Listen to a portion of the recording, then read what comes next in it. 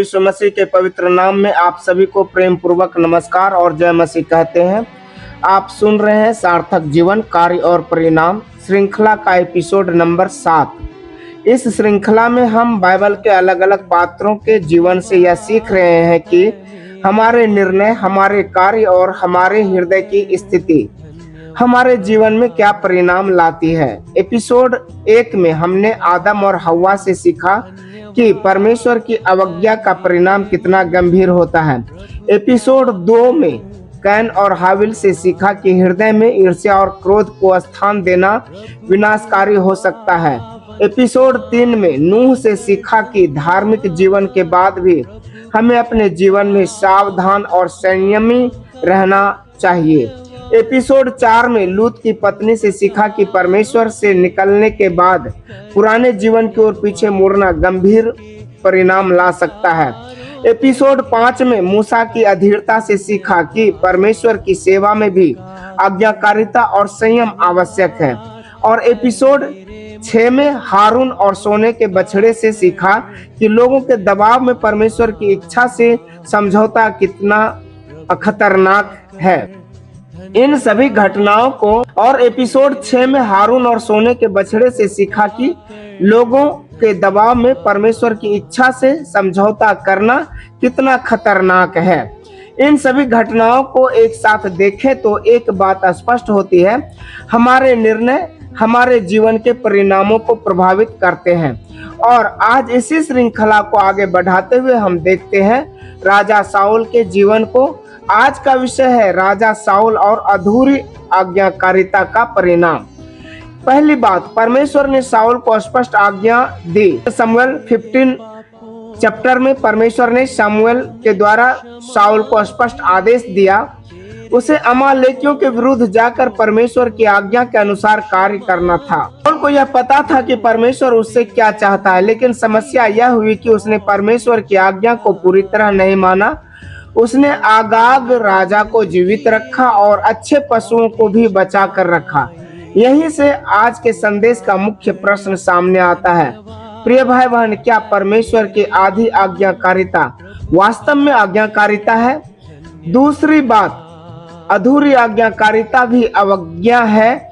शाऊल ने परमेश्वर की पूरी बात नहीं मानी। हो सकता है उसने सोचा हो, मैंने तो बहुत कुछ किया है, लेकिन परमेश्वर हमारे कार्य की मात्रा नहीं, आज्ञाकारिता की पूर्णता को देखता है। कई बार हमारे जीवन में भी ऐसा होता है, हम परमेश्वर की कुछ बातें मानते हैं, लेकिन जिन बातों में हमारी इच्छा, हमारा लाभ या हमारी सुविधा प्रभावित होती है, वहां हम समझौता कर लेते हैं। लेकिन याद रखिए, परमेश्वर की आज्ञा हमारी सुविधा के अनुसार बदलने वाली बात नहीं है।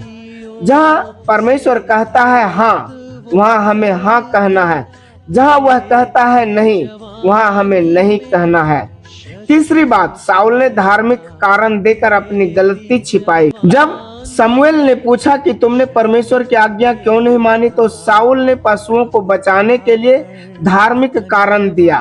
उसने कहा कि इन्हें ईश्वर के लिए बलिदान करने के लिए बचाया गया है। लेकिन शमूएल का उत्तर बहुत स्पष्ट था।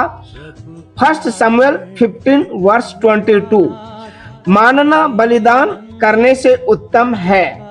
यह वचन आज हमारे लिए भी बहुत महत्वपूर्ण है। हम प्रार्थना कर सकते हैं, आराधना कर सकते हैं, सेवा कर सकते हैं, दान दे सकते हैं, लेकिन यदि हम परमेश्वर के स्पष्ट आज्ञा को जानकर भी नहीं मानते, तो केवल धार्मिक कार्य हमारी अवज्ञा को सही नहीं बना सकते।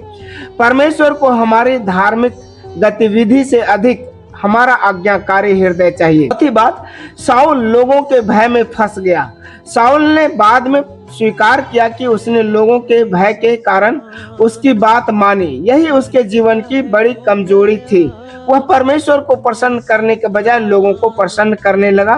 प्रिय भाइयों और बहनों, क्या कभी हम भी ऐसा करते हैं?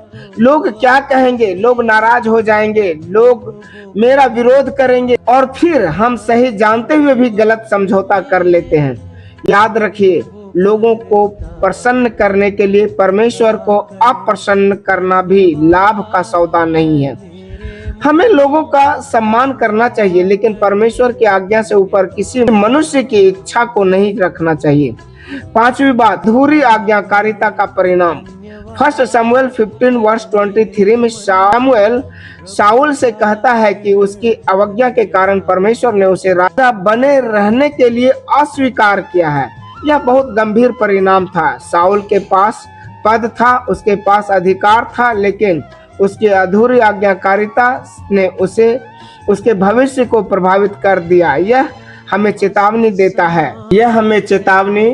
देता है आज का छोटा समझौता कल का बड़ा परिणाम बन सकता है। इसलिए हमें अपने छोटे छोटे निर्णयों को भी हल्के में नहीं लेना चाहिए। छठी बात, शाऊल की गलती से हमें क्या सीखना है। आज हमें केवल शाऊल की आलोचना नहीं करनी है, हमें अपने हृदय की जांच करनी है। अपने आप से पूछिए, क्या मैं परमेश्वर की पूरी आज्ञा मान रहा हूँ? क्या मैं केवल वही वचन मानता हूँ जो मुझे अच्छा लगता है? क्या मैं लोगों के दबाव में परमेश्वर से समझौता करता हूँ? क्या मैं अपनी गलतियों के लिए दूसरों को दोष देता हूँ? क्या मैं अपनी इच्छा को परमेश्वर की इच्छा से ऊपर रखता हूँ? यदि आज परमेश्वर हमारे हृदय में किसी ऐसी बात को दिखाता है तो हमें उसे छिपाना नहीं है, हमें कहना है, प्रभु मुझे बदल दीजिए। सातवीं बात, प्रिय भाइयों और बहनों, सार्थक जीवन का अर्थ केवल सफल होना नहीं है। सार्थक जीवन वह है जिसमें हमारा जीवन परमेश्वर की इच्छा के अनुसार चलता है। हमारे पास धन कम हो सकता है, हमारे पास बड़ा पद न हो सकता है, हर लोग हमें न पहचाने, लेकिन यदि हमारा जीवन परमेश्वर की आज्ञा में है तो वह जीवन वास्तव में सार्थक है। इसलिए आज एक निर्णय लें, मैं परमेश्वर की बात अपनी सुविधा के अनुसार नहीं बल्कि उसके वचन के अनुसार मानूंगा। जब लोग विरोध करें तब भी, जब रास्ता कठिन हो तब भी, जब हमें लाभ दिखाई ना दे तब भी, क्योंकि हमारी पहली जिम्मेदारी है परमेश्वर को प्रसन्न करना।